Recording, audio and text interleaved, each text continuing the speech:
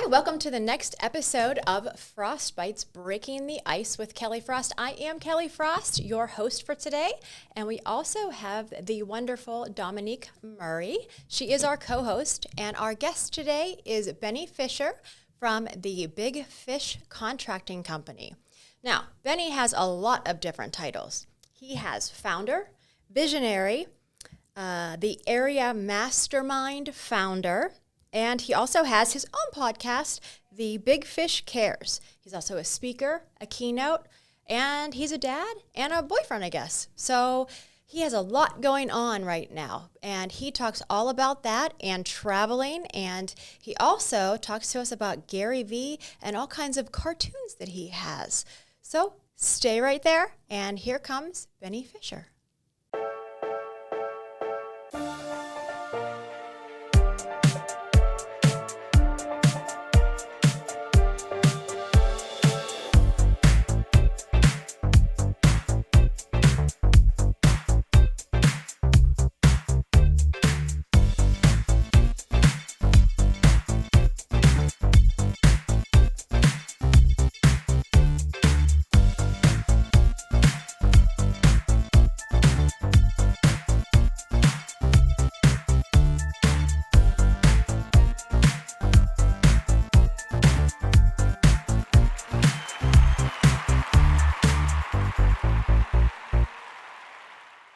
Hey guys, welcome to Frostbites. We are here with Benny Fisher and our co-host Dominique Murray, and we are going to just dive right in. Thanks for having me. This place is awesome. Yeah. It is. Yeah, it's beautiful. Yeah, we're here at Mink Studios, and we gave you the whole grand tour, and Amy, the owner, came out and gave you a little backstory about everything and her backstory and everything here. What'd you think? I thought it was pretty cool. I mean, I love the colors. I love the vibe when you come in. It's very, just fun. You don't want to leave. Yeah, the selfie I could walls. work here all day. Yeah.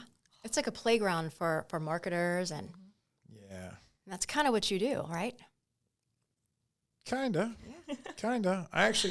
I more so help people with their brand and help them, kind of like what you do, right? Help them become more visionary, right? Help them showcase, themselves, because a lot of people are afraid. They don't know how to, and sometimes I think marketing can seem a little self-serving. It's hard to market yourself because you're like, oh, I don't want to talk about myself. I don't want to talk about myself. I grew up learning we're not supposed to talk about ourselves. Mm-hmm. And so it can be a little bit of a challenge. But, I always tell everyone, NBC News and CNN isn't coming to save you or coming to put you on the news. And if they are, it's probably for something bad, right? So, you better get out there and control your own message and get the message out there consistently. So that's very true. Yeah. All right, so you've said visionary, I think, 4 times already today. We might have to turn this into a game. Yeah. What's the game? Every time you say visionary, we have to drink. Drink. If it wasn't really early in the morning, I would say. Whoa! What'd you put in there? Oh my! Yeah, for sure. So that's your word, right? Visionary. You like that word? I love that word. That's that word uniquely describes my unique abilities and my traits. What are you? Oh, go ahead. Do you think this is where you were going to be though? Because earlier we were talking about roofing and contracting and all this stuff. And I didn't come into that identity till probably about 3 years ago. Do you get up on roofs? No. Okay. I mean, I have. If I have to, I will. But I mean, I record a podcast up on the rooftop. I have a great team, and they are very capable. I hire the best of the best, and I always tell people, if I got to get up there, then I don't need you. So I'm trying to create opportunity for people. But back to that visionary trait. See, I think we all get tied into certain identities, whether it's, when we're a kid, if you're the music person or the sports person or, the nerd or the goth or the popular kid or the weirdo that didn't have a click, kind of like probably me. That was me too. Yeah, well, that's where all the visionaries are. Yeah. Okay? All the visionaries. All right, another shot. I was a nerd with no click. Another shot. Did not like clicks. Say it again. And then we get, then our jobs put us, in boxes. And I think that, and for some people, that box was better than the box they just came from. And so they hang on to that box because it feels good and it's safe and it gets real safe. That comfort zone. Yeah, and I think that I believe that everyone's got visionary tendencies and visionary skills. I do believe that we're all on the spectrum, let's just say that. And there's some that God give us like some unique abilities to be able to have, vision and where we could see things that maybe others can't, but a lot of times we're stuck in whatever identity or whatever box that, people put us in, whether it's our jobs, whether it's our parents, our friends. And then a lot of people are afraid to go into another box.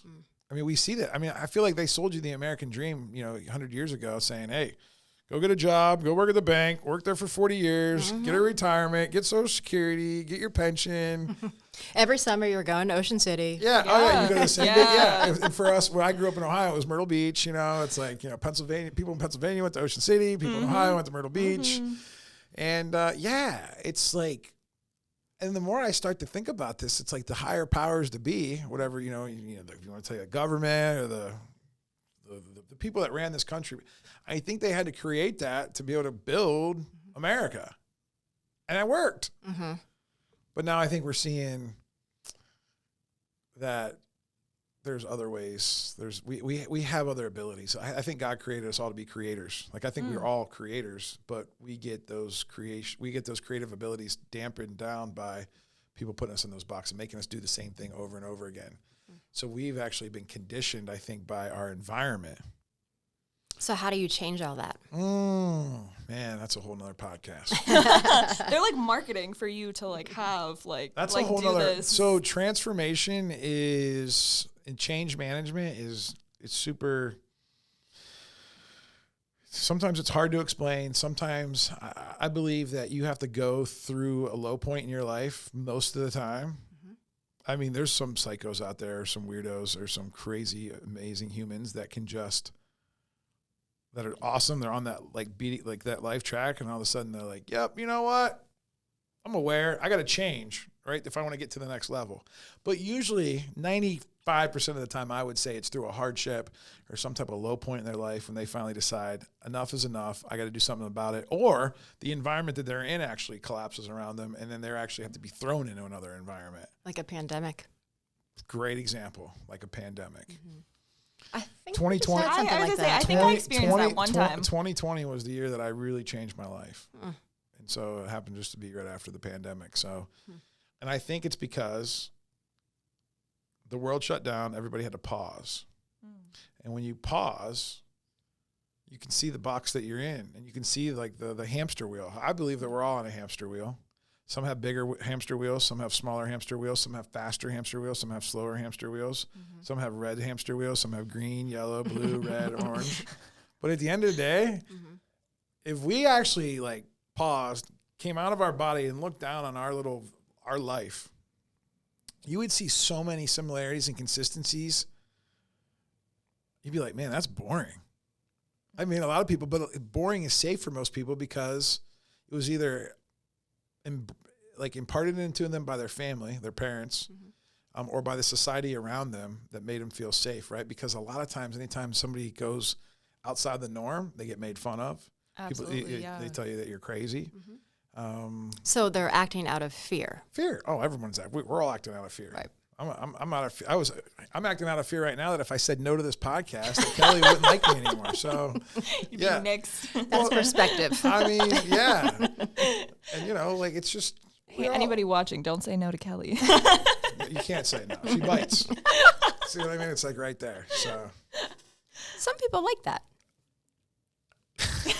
That's another podcast. Wow, that's the first time I've ever seen him without something to say. That's another podcast. That's another podcast. Is that the B side? Yes, that is See? B side. Yep. It might be a whole different side. I'm starting to pick up what's going on around here. So. Oh, yeah. All right. So people that you like to follow, I mean, of course, we're friends on social media and we're friends in real life. But Gary Vee, I mean, you've been just following him around and starting to emulate a lot of what he's been doing. And I know he's one of your almost mentors, I'd say, at this point. I would say, I guess when you leave a city and follow somebody around, that's a mentor for sure. It's not. Yeah, it's not like a rock band thing.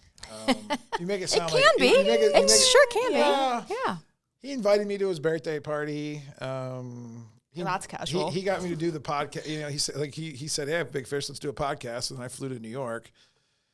He does have casual. he does, and he had a conference. I mean, if that counts as like following him, but yeah, I mean, but yes, I hear what you're saying. I've looked up to different people over. I think we all have, whether it's, early on before social media, we didn't have social media. So you looked up to, your teachers and your coaches. And, if you, watch the news, right, you maybe looked up to the president of the United States, or you looked up to, an actor or an actress, or, things like that. And so when I got into the business world, I started selling cars back like when I was 18, 19. And what kind of cars were you selling? I worked at a Ford dealership. I thought he was going to say Ferrari. I wish. I was too young. I didn't know any better. But I should have. And there was no Ferrari dealerships in Canton, Ohio. So I don't even know if there's a Ferrari dealership in Cleveland, Ohio. So is there even a Ferrari dealership in Pittsburgh? I don't even think there is. Is there? Isn't there? Is Liberty? Isn't there? You know what? I think there is. You're right. There is. There might be. Yep. I've drove by it. Yeah. There's only needs to be one though, right? But anyway, so there was a people from Ohio are coming here, and I went to this seminar, and there was a guy by the name of Grant Cardone that was there, and I was 19 years old at the time. Grant's probably 20 years older than me. He's probably 40, right? So he's like my age. I'm familiar. He's like my age now. And this is in 2000, there was, still cassette tapes, and CDs and vehicles. And, he sold me, great seminar, Rolex, suit, slick back hair, fast talker. I was like, dang, man, that's what I want to be when I grow up. Because I've never seen nothing like that. Growing up in kind of a small town. And, the goal of life was like, man, if I could just make $100,000 a year and retire in the same job, like I'm going to make it. And when I saw him, I was like, whoa, there's a whole nother life out there. And I was never exposed to that. That was my first exposure. And so, I thought that was the path. And, without social media, it wasn't like, because people on the news, like, I didn't really I don't want to be a politician. I didn't really want to be an actor, actresses. And then when I figured out business a little bit, like I was, the sales side of things. And then as social media came out, I was like, wow, this entrepreneur stuff is really cool to me. Like, it just, like, that's my thing. It's like visionary with visionaries, right? It's like I didn't know that at the time. 2 more shots. But I was attracted. I was attracted to that. And then on the scene, and probably in 2011, 2012, I turned on Facebook and I started getting a little bit more serious because I moved to Pittsburgh to help my uncle with sales and marketing for his roofing company, and I was starting to study marketing and like how the social media thing works and like how can we use it for other than just taking pictures of our dinner and when we go to the bathroom and like that kind of stuff, right? How can we use it for business? And so guess who pops up? Grant Cardone pops up. Like he's like the first guy that pops up. I'm like, dude, I remember that guy from like 10 years ago. I feel like, I was trying to always chase money. And I think that landed me in a rabbit hole of like, some not so good behavior. And we can talk about that later if you want. But then I also saw Gary Vee. And Gary Vee was, he was a little older than me. I think Gary Vee's like, I think it was his 48th birthday just now. So I'm 42. So he's only 6 years older than me. But he was, but this was, 12 years ago now. And he was talking about wine on YouTube. And he, his story is he helped his dad's wine and liquor store. Yep. They grew up very poor and, he came over from Russia and, he just worked in his dad's wine and liquor store, just like we would all have to if, that's what we grew up doing. Right. But he stayed there like an extra 10 years, even though he realized that wasn't exactly his life's dream, but he stayed there because he wanted to build it for his dad. Yeah. And then because in the 90s, when the internet became more popular, he started figuring out how to do wine shopping online. Mm. And so he was one of the first to bring the wine market online, as a young kid. The cool thing I think about the whole story is that his dad was willing to allow him to do that. Because a lot of people that are old and curmudgeon-y and stuck in their ways and be like, oh, kid, that internet, stay away from that. We're going to do the old-fashioned way, right? Here's a business card. But, like, that's the cool part about Gary. Like, his mom was super supportive, always taught him to be kind. He didn't care what kind of grades he got, just made sure he was kind. And his dad was, like, more of a shrewd, old-school business guy, right? So Gary had this unique upbringing, and so then 10 years go by after he had that success, and then he starts talking about, then he's like, how else can I market my wine business? So he started just basically drinking wine on YouTube. Yeah, it was like a review almost. Like he's like, I got this bottle of, Cabernet and, on the winemaker's list, it's probably like, a 7 out of 10 and, but it's a $12 wine. I think it's really good. He's got this, and just like that. Yeah, he's got like this New York accent and, what's like a sneak peek into someone's life? Yeah, and he started getting notoriety because back then people were afraid to get on. People are still afraid to get on camera, but even more so even back then, right? Mm-hmm. So Gary was one of these guys who's like, I'm going to get on there. He's like, It's not like he's got like this pretty like George Clooney face. Like, he's just this guy, doing what he loves to do, talking about wine because he's helping his dad grow his business. And then he started talking to more about how other people could grow their businesses through branding and marketing. And I just started listening. When I'd be driving in the truck, I like pops my phone out a little bit, and I still don't remember when I got the iPhone. I still feel like I think I had a BlackBerry. That's okay. I got a BlackBerry when I was, No, so a lot of times I was like on my computer and I had to watch it and listen to it, because I was busy working. I didn't get to consume all of it, but I always had this little voice in my head. And he always said, yeah, do what you love, start your own business, be kind, all the stuff that Gary Vee stands for. A lot of people don't like Gary Vee because he swears, I stage. love that portion, I know you do, but there's a lot of people that get turned off by it. So they just immediately say, oh, he's no good. It's like so unfiltered and raw for me that like that was the reason that he caught my attention when I was like in college and like fresh out of college. I was like, man, this man just speaks, like whatever's on his mind, like he just like lets it out. It's not this like filter, clean, super polished, like, hey, I wrote this speech 10 times. It's just like, this is him and this is his message and this is why it works. So I've been, and then when I started my own business, when I had the opportunity to go out on my own, I just used a lot of the things that he said. I just started executing on the things that he said because I believed that it would work because I saw it work for him. And I'm like, yeah, it'll work. And so many people, I think, go on social media and they're, because it's such a micro little thing and people are just flashing through stuff, but nobody takes the time to actually execute what like the people before them have done. And they're giving it all away. You just have to. Yeah. So you're not reinventing the wheel. No, nobody's reinventing the wheel, and he's just learning off of whoever he learned off of. Right. And, and so, yeah. And so then fast forward to like 3 years ago, was it 3? Yeah, it's going to be 3 years ago in May.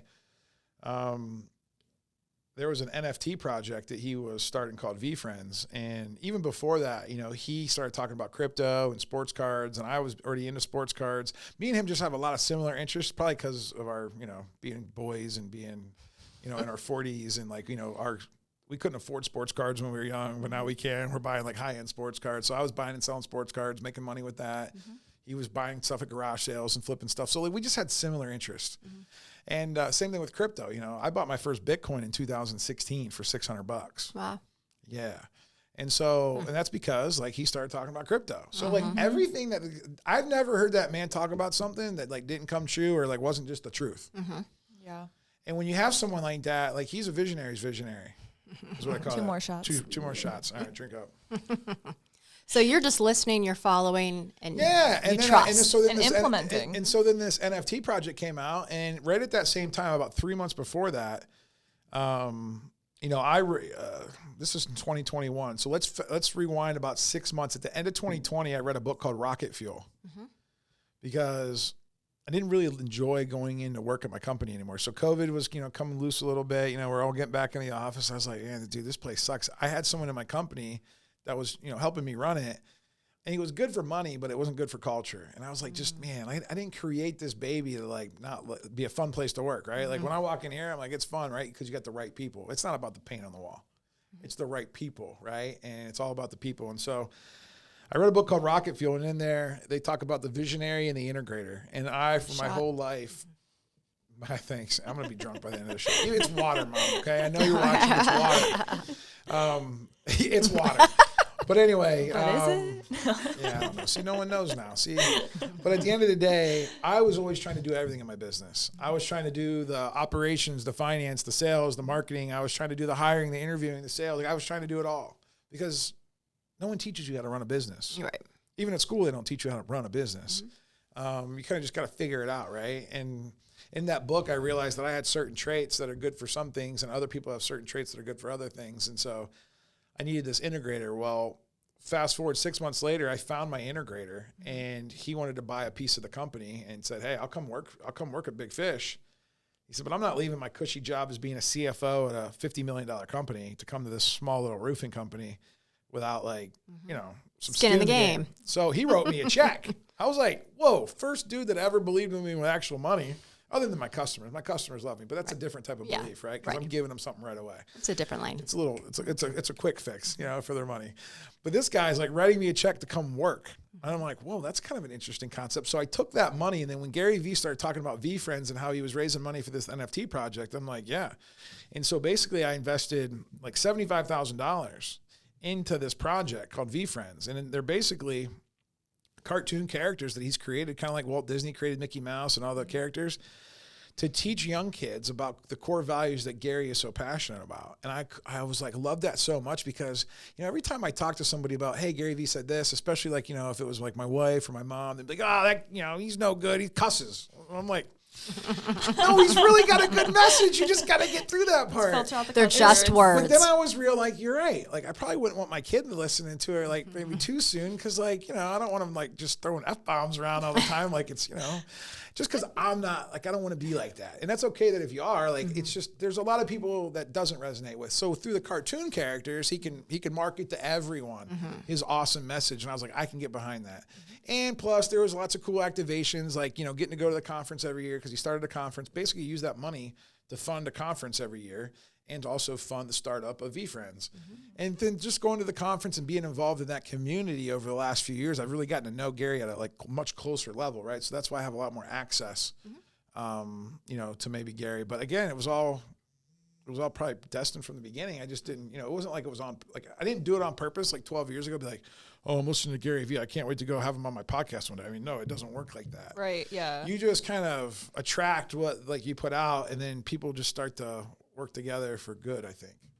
And so that's the Gary Vee story. That's the short end of it. That's the short end. You can find the other podcast of the whole story. Yeah, it was really cool because I got to go to New York City and have him on my podcast, the Big Fish Cares podcast. Yeah. And that was cool. And I just got to go to his birthday. I think, did you guys mention, somebody say you saw me at his birthday party? No, you just did. brought it up. I was on a call right before I came here, and some guy's like, dude, you were at Gary Vee's birthday party? And I'm like, yeah. Like, at Chuck E. Cheese, too, by the way. Nice. That's amazing. That's the best part of that story. Big kids being big kids, gosh. right? And so, they're trying to get the VFriends characters now into Chuck E. Cheese, right? Because Chuck E. Cheese is a little, it's a little, it's been old school for a little while. And I'm trying to like freshen it up with some new characters and stuff like that. So, I mean, they do serve alcohol there. Yeah, they're doing brand deals there. So is like, that where we're going after? Gary Vee you can learn a lot from Gary Vee in a master class about how to build a brand. And about how to build a brand that will lead then to ways to market, to then be able to ways to like, get people to buy things from you. If there's like one thing from him that you learned that you wish like everybody knew, what would it be? Good question. Like what is just one thing? Yeah, like pick your favorite like or most important aspect. It's cool to be kind and be authentic and just love everybody. Yeah. We talk about kindness all the time. That's like one of our core everythings. Yeah. It's everywhere. Collaboration over competition. I mean, you say it all the time. Yeah. It's just like this right now. I mean, this is all a collaborative effort stemmed out of kindness. Yes, absolutely. Everything we do is. But yeah, I mean, that's the way you're supposed to be anyways. But to be aware of it though, right? And then be intentional about it. Because I think, if you took if we just went and took the next 10 cars that stopped and we stopped their car and like got out in the middle of the road and stopped, 8 of them would be like pissed off and be mad. And then 2 of them would be like, oh, hey honey, what's going on? But they're not even aware. Both of all 10 of them aren't even, most of them aren't even aware that they're doing anything on purpose. It just happens to be because the society beat those other 8 people up. And society probably beat the other 2 people up that are really kind, so much so that they're actually kind now. Because they got, sometimes trauma and pain can make you have more trauma and pain or make you be really kind and be a light for the world. That's very true. Yeah. But most people aren't even aware. That's what I've learned. I've learned that most people actually aren't aware of how they're being. I think intentional too, like that's such a key word. Like you can't just do something nice because you're expecting something nice in return. You have to like go out and be kind because you want to be kind and you want to like make that impact, not just because you're expecting, oh, I do this one thing and I'm going to get 10 clients, or, oh, if I do this one thing, it's going to bring like all of these people in front of me. Yeah. Like expectation's a big thing. You have to make sure that your expectations are aligned with everything you're doing. What if you didn't have any expectations? Well, what if your expectations are so high all the time? I mean, they really have to be realistic. Or I mean, shoot not for everything, or of just course. not have expectations and just be. I don't know. Podcast number 7. Yeah, that's a whole other show. just be. All right, so you're talking about Big Fish Cares, right? So explain what that is. What does that mean to you? The Big Fish Cares. Well, I needed to come up with a name of the podcast, like Frostbites. And so when I realized I wanted to have a podcast, I'm like, all right, next step, got to have a name for it. You know, I could have been really clever and put the podcast that doesn't have a name yet, to be determined later. And that probably would have been really funny and cool. But I thought about the purpose of the show, and I was like, you know, and it's very similar to you. I feel like me and you are like kindred spirits, and it's like you care about people's stories and you want to shine a light on those stories, and so do I. I'm really curious about like how everyone got to where they got and like where they're going, because at this point, you know, we have a past, but we also have a future. And it's like, but this point right here is like being in the present moment and just being able to sit here with no phones, no nothing else, intentional 1 hour. Just me and you looking right into your eyes and just being present. Like that is such a gift. And nobody ever gets that. So first of all, the part was for me to like slow down and like pause for a little bit and be like, all right, hey, I'm really going to get to know somebody rather than at a conference or an event or a network. Hey, Kelly, how you doing? See you later. Bye. Because that's how a lot of us sometimes are. And it's not on purpose. It's just what happens. It's polite small talk. Yeah. And then, you know, you got kids, you got families, you got work, and it's like, But when you walk away, how much did you remember? Yeah. And so part of it was for me selfishly, like, you know, as I was starting to exit out of the day-to-day of my roofing company, as I learned, you know, how to be more of a visionary and as a leader to like empower other people. Yeah, I know. Through that book, Rocket Fuel, and through the EOS principles, I needed something to do with some of my time now, because now it's like, all right, well, everyone's doing what they're supposed to be doing. Like, they don't really need Ben anymore, which is a weird place to be. A lot of business owners don't know how to handle that. That's a whole nother podcast is like delegation. Now it's what? like a catch-22. Well, it's a catch-22. Well, like if you stay in there, you drive everybody nuts. And if you leave, you don't know what to do and you're going to drive yourself nuts. Or, you know, so I needed a passion project. And so I was like, all right, purpose. And I was like, you know, I really want to hear about other people's stories. And I was just like, the word cares just kept coming up. And then like hooked on helping, like just seemed like a really cool thing. Cause like, you know, big fish, hook. I like that. You know, Yes. Hey. Yeah. So that's just what came to me. You know, I meditated on that for, I don't know, a couple of days and really just sat still and quiet. And, cause I struggled coming up with a name at first. And I was like, what can I call this? Big Fish. I knew it's going to be Big Fish something, right? Because, you know. Is that like a nickname you were given? Or? Well, I mean, the last name's Fisher, and I'm not a small guy, so. Yes. And so it wasn't really a nickname that I was given, because as a child, I wasn't really that big. But they always called my dad Big Fish. I always heard people say, hey, Big Fish, and he wasn't even that big. He's just, I think that's just a thing. Like, you know, I'm sure that there's other people out there with the last name Fisher, that people either call him, hey, Fish, or Big Fish, or, you know, like it's just, that's just what happens. And so when I wanted to create the contracting company, I needed to come out with like something cool. Like I didn't want it to be called Fisher Roofing, like every other guy in Pittsburgh. So I wanted to come up with something cool. And so we created the Big Fish Contracting Company. And so now we have the Big Fish Cares. And I'm sure if I ever do anything else, it'll probably be Big Fish. And did you draw that? I actually did not draw that, but I had somebody I think that we both know draw that. And I can't remember her name off the top of my head, but I think she used to be a graphic designer for the paper. And I think I met her through there. Judy? Judy? There's a Judy there. Yeah. Coffee shop? Yes, I think so. I think that was her name. $600. It was $600. Wow, that's a steal. She sent me, I mean, this is, 8 years ago now, when people were probably just like going to like go get pixel art and stuff like that. So she drew me like 18 different drawings. I was like, I don't really like any of those. That's a lot. I don't really like that. I don't really like that. Oh, that's too realistic. Oh, that's too cartoony. Like, and I was just like, and I basically gave her some direction. And I said, no, I want it to be like this. I want it to look like. So I basically drew it, but she drew it because I'm not a drawer. Right. Yeah. I'm not a computer like drawer. And so she made that. And I hope, and I haven't talked to her probably ever since then, unfortunately, because like I think, just I started working. I started, I wasn't marketing anymore. I was actually like trying to run a contracting company, and I was trying to survive. And but I hope she sees, if she still lives in the South Hills, I mean, she probably sees it everywhere. And I'm sure that inside of her heart, from a drawing to like seeing a whole company evolve, and we've changed. We can change people's lives. I mean, roofing can change lives because we can provide income for people that is like life changing for the roofer and all the way up to the CEO. I mean, it's pretty incredible. But so yeah, I just care. Back to the podcast. You know, I just care. And so like the Big Fish Cares is like, you know, if I ever start a nonprofit, that's going to be the name of the nonprofit.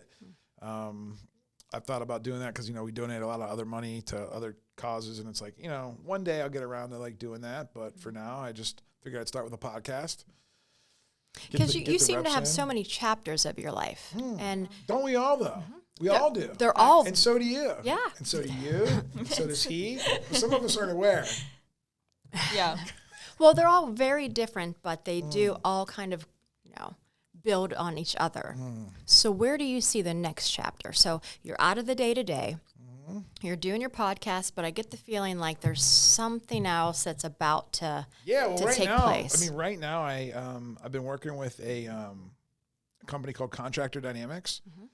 They're a marketing, training, education firm in the roofing industry. And so all they do is they help roofing owners and their marketing managers understand marketing, understand branding, because there's so many times that good people like in the roofing industry get screwed over by agencies because it's not necessarily always on purpose. I'm not saying that all agencies are bad, but when you don't understand what you're buying, there's like a huge disconnect, right? And then it's easy for the agency just kind of slough off. They got that recurring money coming in, and like, all right, they're billing me for $3, $4, $5 a month.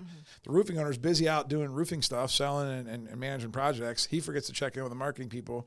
A year later goes by, man, where's my leads at? Where's my brand at? And then, you know, everything blows up, and you know they have to start over again.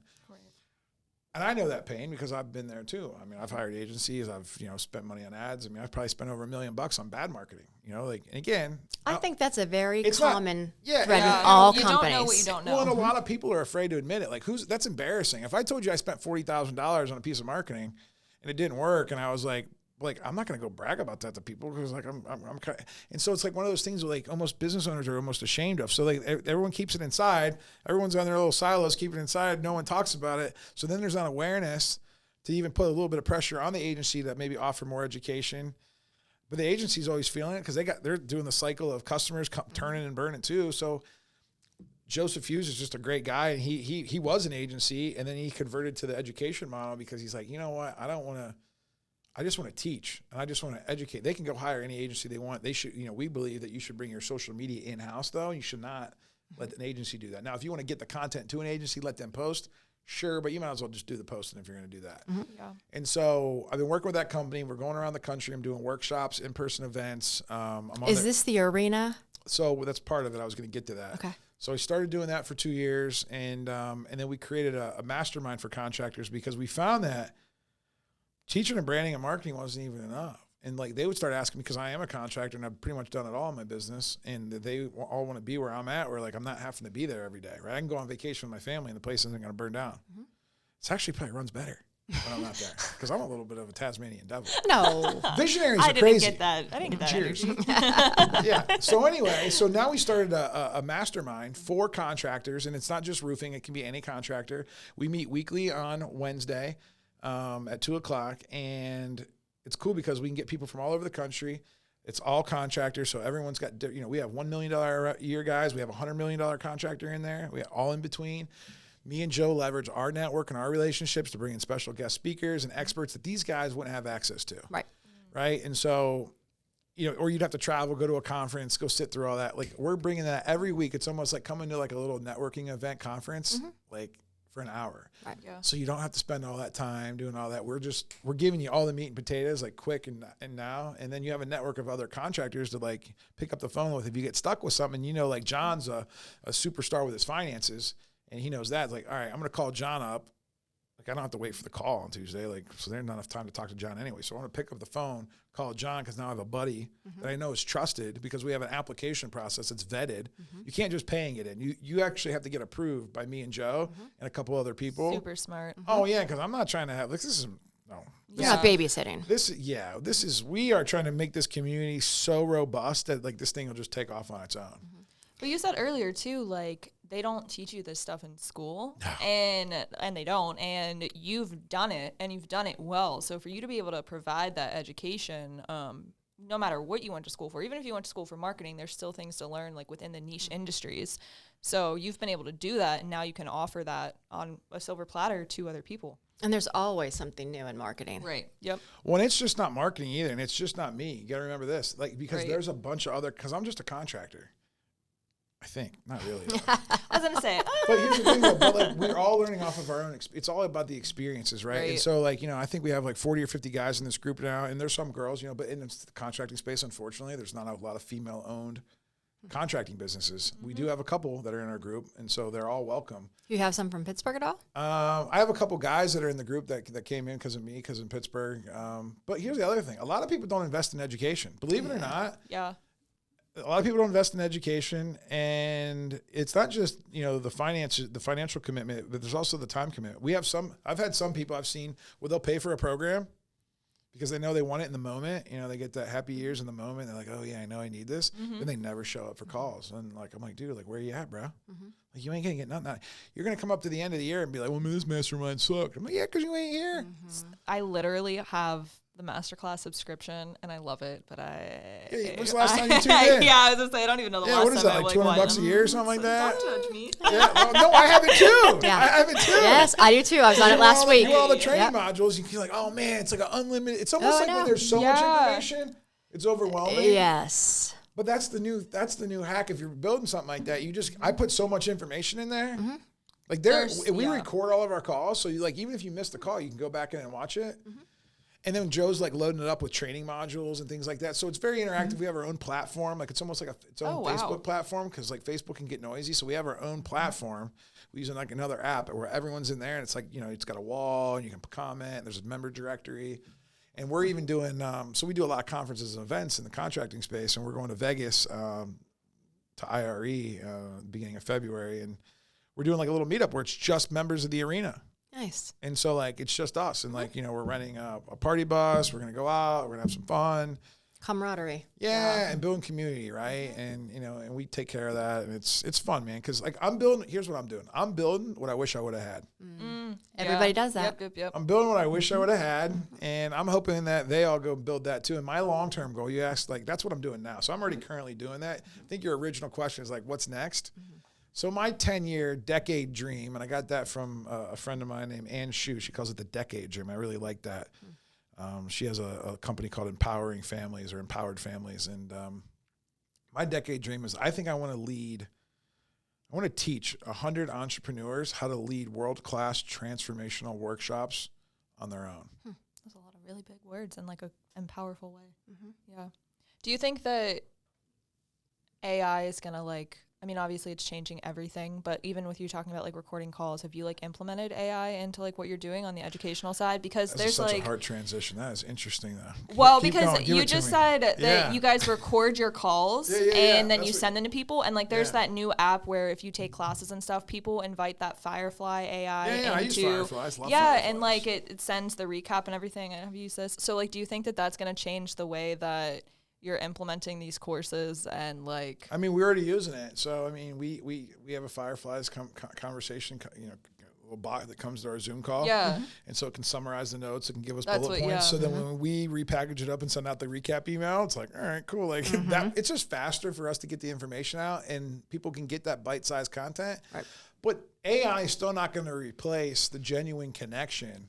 Yeah, That, absolutely. like, when they see the, like, you know, let's say we covered hiring and sales practices and how to hire an accountant. Let's just say we covered those 3 topics and we put the recap email out with the help of the AI, because we didn't want to have to write all that. Well, they say, oh, and then they log in. They're still going to want to hear the conversation and hear the banter, see the reactions, the faces, because it's just a lot easier to respond to like human connection. Now, I do believe 20, 30 years from now, we're not going to care. But you're going to be like desensitized almost. but now it's like, you know, people are actually craving yeah. connection. And part of that was due to COVID. And part of that's just due because I think before COVID, people were just busy being busy, and they didn't even actually enjoy the connection that they had. And I think when you take that away, I think COVID was the best thing that ever happened. And I know that's a hot take, but I don't agree with the way it went down necessarily, or the way they like mandated, but I think it was really special that we all had a chance to pause and reflect. And Yeah. Oh, I've said so many times, I'm like, I know COVID was devastating for so many people, but It was good for me. I can't get mad at it. I made so many friends, and It's we on did your so outlet. many crazy stuff. Because you guys have good outlets, right? And at the end of the day, you here, let's take this coffee mug, right? And I'm going to face it like this with this camera right here. You can see the handle. I can see frostbites. It's the same cup. It's the same mug. And now what? It's perspective. It's just the perspective. It really is just a difference. Now I'm seeing the handle, and you're seeing the frostbites. This is no different than, COVID was good or COVID was bad. And if you sit still long enough and you try to come up with all the bad and all the good, you're going to come up with you can come up with an equal amount of both if you really try. And then what I like to try to tell humans is, I think you asked a little bit earlier, how do you transform? You have to make that a practice of when everything feels like it's bad. You have to look at, okay, where's the opportunity? Where's the hope? Where's the goodness? And then say, wow, so that happened to me. But maybe it happened to me for this reason. Oh, yeah, that feels a lot better. All right, I'm going to go with that. Now I can reshape my past, right? Because we all have had a past. It already happened. It's already done. But we can go revisit that past, just like we can revisit this coffee mug and turn that situation around a little bit and kind of heal, right? And then if you do that multiple times, it'll make your present a little bit more clear. So that way you don't have as much, depression from the traumas and all the bad stuff that everyone carries. And then when you have that, then you can look forward to the future and really see a clear and compelling future for yourself that then you're not anxious about, because you can actually see it being done. And then when you act like that future self now, I read a book called Be Your Future Self Now by Dr. Benjamin Hardy. And he explains it a lot better than I probably do. But when you can act like that future self now, like when I see that 10-year vision of me leading these entrepreneurs on teaching them how to lead their own workshops and retreats for their own communities, like, all right, well, I have to be that person now. So what do I have to do to be able to get there? All right, well, now I have to start going to more retreats, more workshops, start seeing how everybody else does it, figuring out what I like the best, right? Taking all the best of it, just like I did with this mastermind, taking all the best of it, creating my own little workshop and retreat, inviting these entrepreneurs to my retreat. Once they come there, boom, now I'm going to have another retreat to teach them how to have their own retreat, so that way they can use their own land. Because contractors, they love buying land and buildings. No way. And they want to have campfires. And then, they want, everyone's going to crave that, because AI is going to be able to give us the time to be able to have the connection. And guess what? And these visionaries that are out there, drink up visionaries, but these visionaries that are out there are going to be they're going to be the ones that are going to be gathering these communities. That's the first time that I've heard that. That's like a super interesting thought process, because it's going to give you so much more time when you utilize those tools in the proper way. And I think so many people are afraid to integrate those tools into their systems and their working environments, but it will actually benefit you like long term. That's super interesting perspective. And then guess what? And let's just say, maybe you're not, your type, maybe not, and I'm not talking about you, I'm just talking about another person that's not maybe as visionary, as entrepreneurial. Right. You may not want all that anxiety of trying to host your own retreats. You might just want to attend the retreat because it's going to give you so much value. Yeah. Well, that's why, there's going to be the one person that hosts the retreat, and there's going to be the 100 people that come to your retreats that are going to get so much value, and then they're going to go into their community, they're going to spread goodness, and it's basically just a time to sit still and examine yourself. So then that way, we talked about it earlier in the podcast, is go from one box to another box. How do you change? Well, you have to go through a process. You have to learn a process, and then you have to practice that process. Right. And so many people are sick of scrolling and being on their phones all the time. You're craving that connection, that person to person. I went to a silent retreat for 3 days. Oh, see? Listen, I talk a lot. I have ADHD. I don't know if I could do that. So you don't think I do too? I bet you were so quiet. I bet you did so well. Oh, it was awesome. It was great. I was at peace. It was the greatest thing ever. I love it. Art of Living, Boone, North Carolina, man. I recommend it to everybody. Challenge accepted. You talking about stepping out of your comfort zone? See, when I say that to people, oh, I could never do that. The quiet ones couldn't do it because their thoughts are going crazy all the time, and they just stir crazy. They just might not speak it out, And then the extroverts are like, rah! That's me. And I'm like, I said, but that's the problem. Why can't you? You should be able to. The reason that you can't is because discipline. It doesn't feel safe to you. Interesting. Because when we go deep inside, we don't sometimes necessarily like what we see. Just became my psychologist. That's another podcast. All right, I have one more question for you, and then Dom has one for you too. That's it, just one more. All right. I'll hold you guys to it. So my one question was, you were sitting there talking about the human connection and wanting that, and I was really looking at your the Arena Mastermind. So Steve Sims, you have him coming to speak? He's actually coming next week. Yeah. I don't know when this podcast is coming out, but it's probably going to come out even after that. But yeah, Steve Sims is coming to speak. I'm not going to be there, so I'm holding my 2-day annual Big Fish leadership team executive meeting. And so this is what I do. I call Benny's buddies up and say, hey, Steve, so I called him up. I said, Steve, can you speak at my mastermind? He's like, absolutely. Because it's virtual. So I have a lot easier access to be able to bring these people to my people. But go ahead. So I went to a huge convention in Palm Springs right before 2020. And I met him and listened to him. He's amazing. I mean, he's like the coolest guy ever. And of course, then I get on his his text messages, and I was getting them every single day. But he's got this crazy accent, and he's the coolest guy. He was on my podcast. Was he? Before you. Yeah. Well, of course. There's a before Kelly Frost and there's an after Yeah. Kelly Frost. Well, Steve Sims laid the groundwork so Kelly Frost could come on the podcast. Then Kelly Frost laid the groundwork so Gary Vee could come on the podcast. Oh, okay. Oh, so I'm the meat. And I had to do all that to finally get on Frostbites. I'm like, but yeah, I saw that and I was like, oh, okay, all right. So I'm actually in Steve Sims has a group called the Sims Distillery. And he also, every once in a while, will do these pop-up little, he calls speakeasies, where he'll just say, hey, I'm going to be in New Orleans and I'm going to do a 2-day event. And he has a bunch of people that love Steve Sims, and you pay a bunch of money, you go down there, and it's a really cool curated experience. Wow. Again, I am participating in more and more of these things so I can learn how to host my own, and then how to teach other people how to do it, because I don't want to do them forever. Yeah. I'd much rather go to other people's and experience them, because it's so much more fun. Yeah. It was 3 days. He was just one of the speakers, but he was great. Yeah. Yeah. So awesome. Yeah. So check out that podcast with him. I think you'll get value out of that. And if you ever want to get him on the show virtually, I could probably make that happen for you. Okay. 12 other podcasts that will be coming, or that you can just show have to go down the street and start our own show. There you go. All right. So Dom's got a list there. I told her to pick Dom. one.